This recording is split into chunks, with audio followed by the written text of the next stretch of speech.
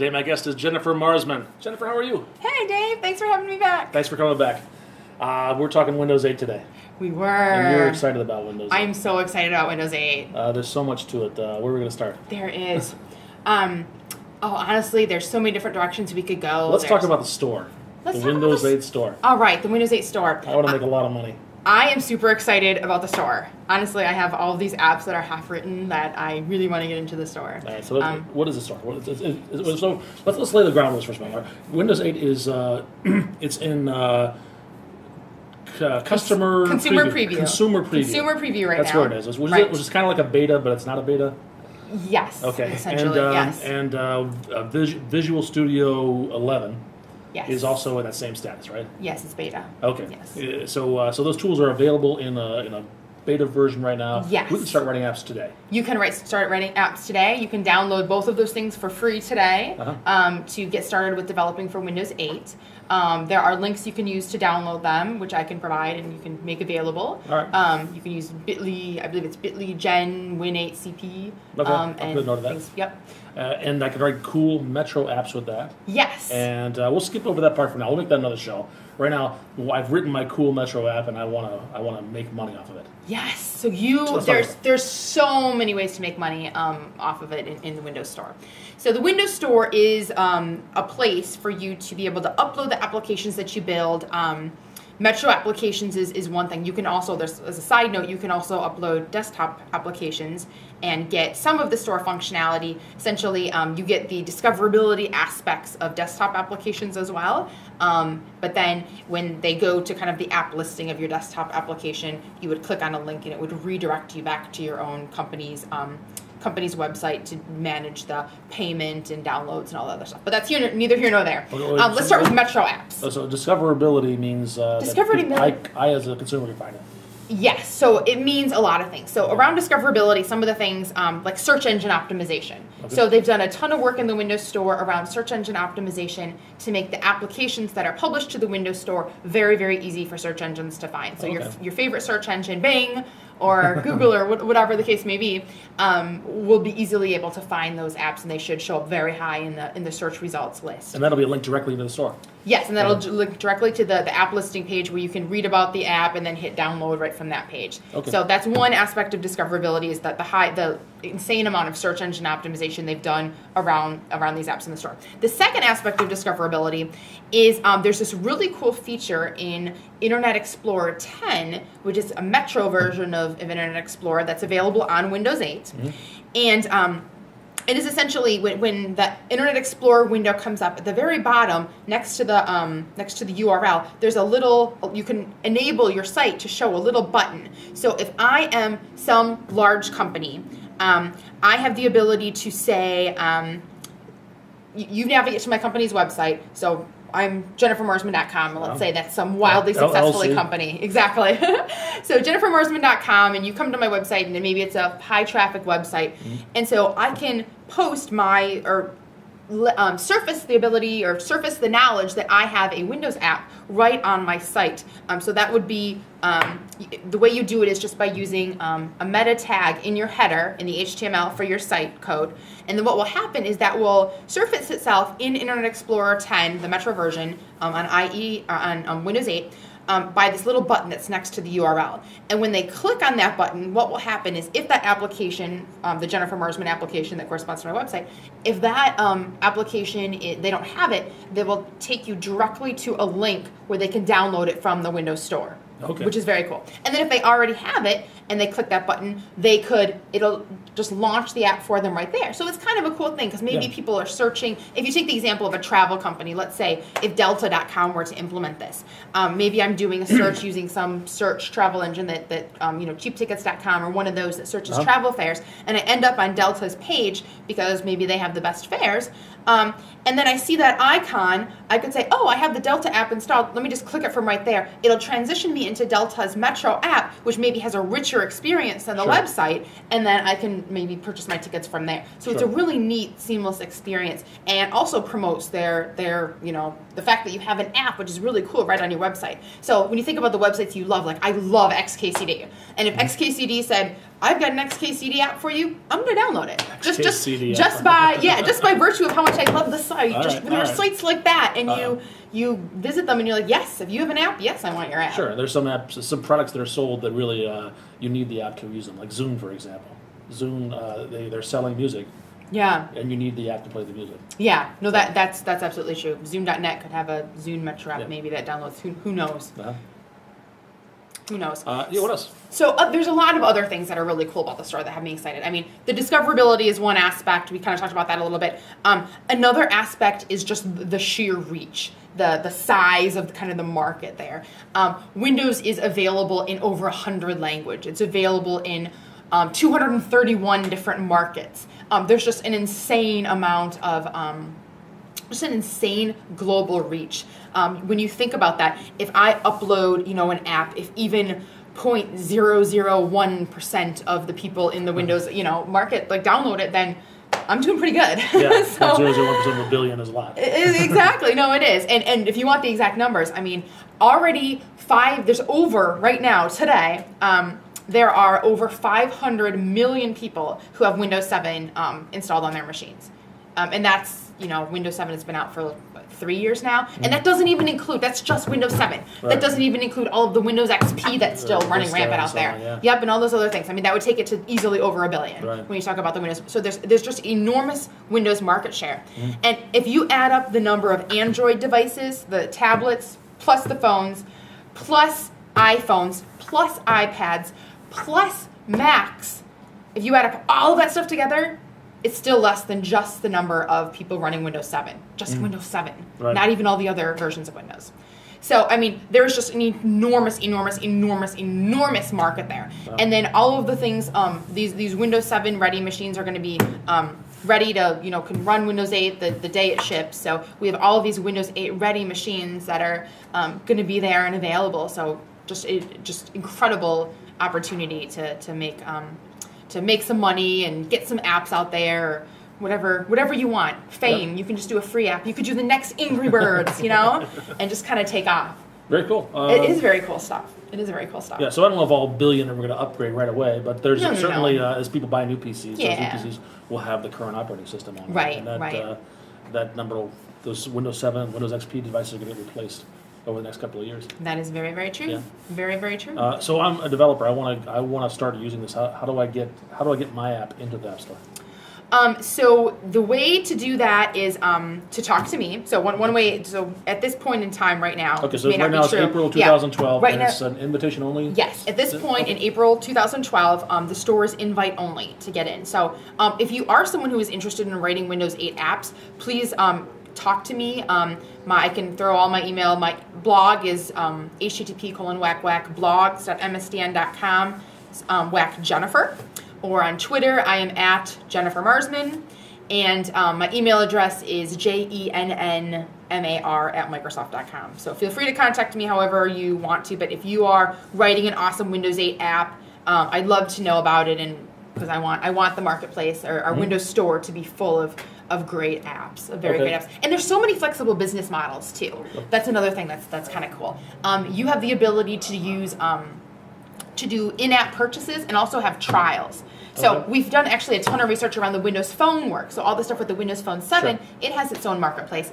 And so they've actually published some information on the Windows Phone developer blog that gives a bunch of information about how if you have a paid app, a paid application is 70 times more likely to be downloaded if it has a trial associated with it. Okay. And it's also they make on average 10 times more revenue, and there's about a 10% conversion rate. There's pretty good conversion rate, and the conversion rate actually tends to happen pretty quickly too. So really, really awesome opportunity for trials. You can do trialware, you can do trials. Apps, And the trials can be either time-based or feature-based. So it could be time-based where this trial expires after 7 days or after 30 days or whatever. Or you also have the opportunity to do feature-based where maybe I have, 5 levels of my game that I make available, and then after the 5th level, you have to buy the app, and then it unlocks the rest of the levels. That sort of thing. So there's both business models. You can do in-app purchases with Metro applications as well. This is kind of like your phone apps. Yeah, so in-app purchases are a really cool way to take your existing app and then be able to keep adding features to it and have the amount of money that comes from that same app just grow and grow and grow. And we'll talk about why that's cool actually in just a second. But there's you can have an existing app and then maybe it's a cookbook and you publish your cookbook for $12.99 originally and there's all these great recipes in there, but then you continue to collect more and more recipes and you get to a point where you're like, oh, I want to publish more recipes, but at this point it's a critical mass enough that you might want to charge another, $1.99 or something for those.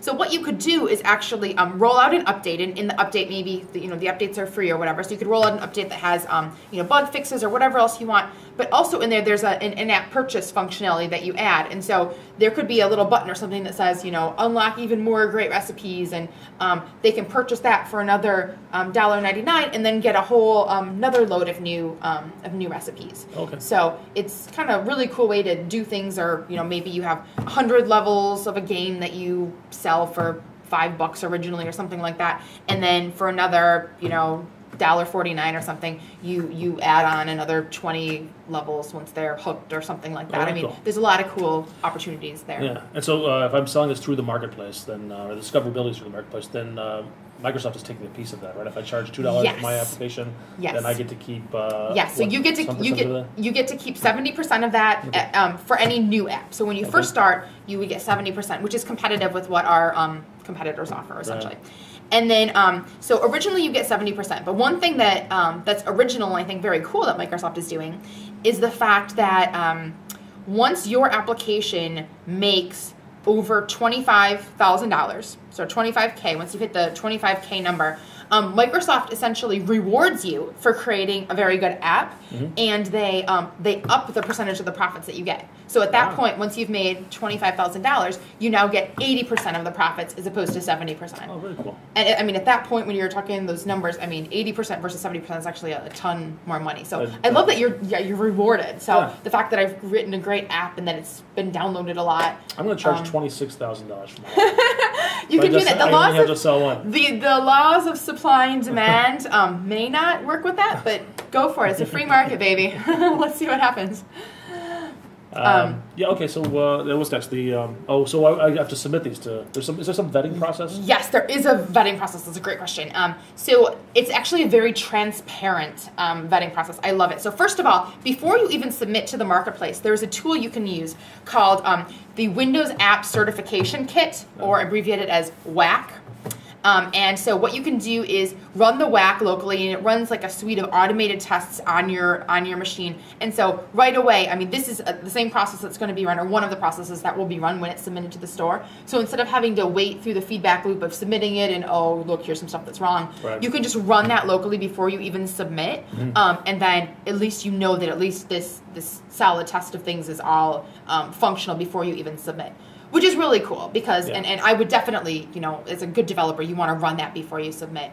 Otherwise, it's like if you're a person who posts a question to a distribution list or a forum without at least searching for your question first online, you don't want to be that guy. You'll be mocked. Nobody wants to be that guy. All right, you lose major cred. That guy. Yes, everyone totally knows that guy. If you don't know him, people, then that guy. That guy, yeah, totally. No, that guy sends me email all the time when it's just like, if you would have typed that question into a search engine, you would have found an answer like that. Let me bing that for you.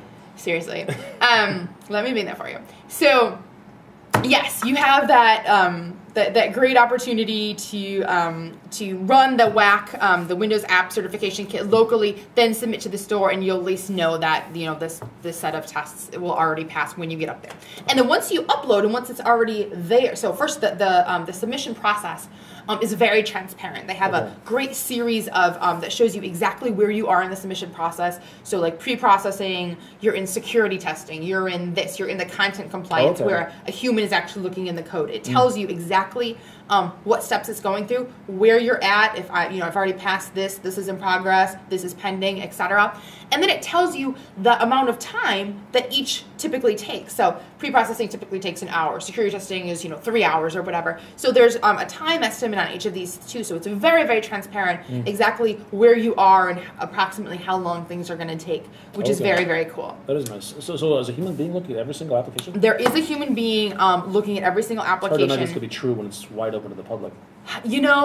That's done right now for the Windows Phone. Apple Really? also has a human looking at all of their apps for the iPhone store as well. The Android marketplace does not. Okay. But Apple and Windows Phone, the iOS stuff, and Okay. has a human right now. And part of that is just looking at content. Like, we don't want anything that's, offensive to certain races or genders Sure. or discriminatory or illegal. Uh-huh. So there is a human that does look and kind of do a quality check on content there. Okay. So that's a really cool thing. And then the final kind of step to that transparency would be once your app is already in the marketplace, there's a whole bunch of rich reporting available for you. So things like who exactly is downloading your app, looking at the breakdown by countries, by ages, by all these different data points is very, very cool. So you have this ability to see exactly who is looking at male, female, who all is downloading your apps if we have that data available.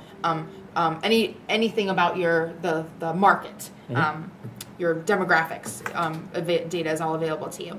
There's also data on any crashes. If people send information back to Microsoft on crashes, then you have that thing of, this JavaScript error keeps getting thrown from an app, and that gets surfaced back to you. All of your rating information is surfaced back to you. So all of the people who rate your app, all that data kind of compiled nicely along with all of the verbatim comments made available to you. So just a ton of rich reporting around how your app is doing in the marketplace. Your in-app purchases, how are they doing? Graphs over time.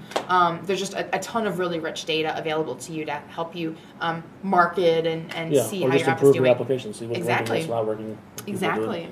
So very cool stuff. Is Microsoft also selling it as well? Are they taking credit cards for me, or do I need to set it up separately?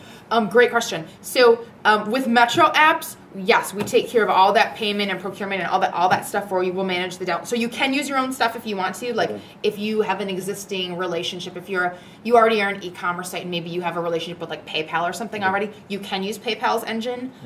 And then if you have that choice, or you can use our stuff as well. Okay. So the option is open to you. Same thing with advertising too. If you want to have ads, an ad-supported app. There's a Microsoft advertising SDK that you can take advantage of. I think it's windowsadvertising.com is the URL you can go to get more information about that. So you can use our stuff, or you can use another advertising engine as well. Okay, so Microsoft has the relationships with these advertisers, and then they'll sort of plug it into your app. Yeah, so they will do some checks on the quality of that to make sure they're not offensive ads or anything like that. So there is a certification process there. But yes, we do allow you to use others other than Microsoft, as long as they're not like creepy or illegal or really bad there. So yeah. Anything else? Well, it is for developer licenses. It will be $49 for an individual developer license, and then $99 for a company.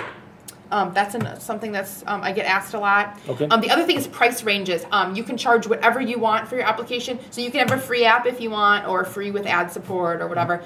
And then for the pricing, you can also charge anywhere from the lowest price, the minimum price you can charge is $1.49 US, anywhere to $999.99, 1 penny shy of $1,000. Sounds so much cheaper. Yeah. So.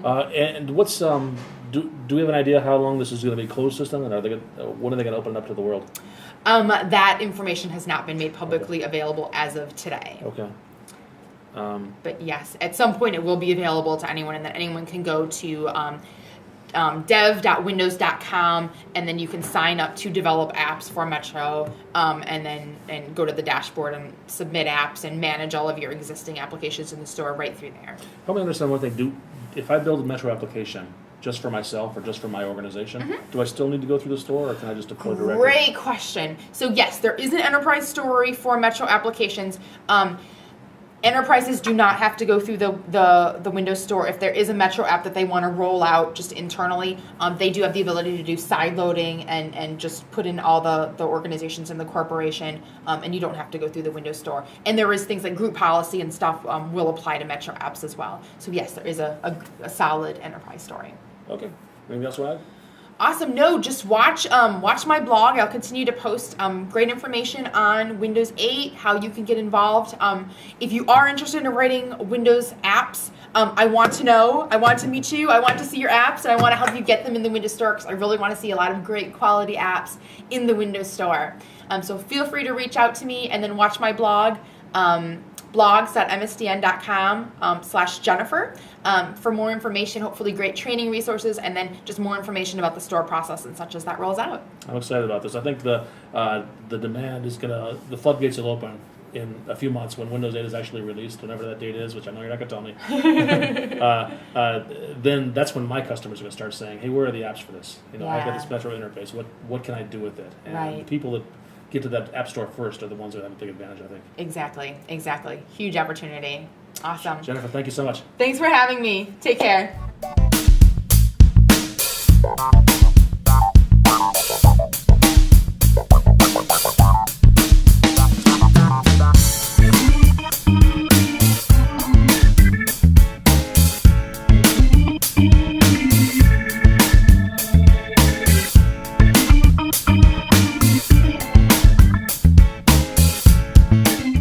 Technology and friends.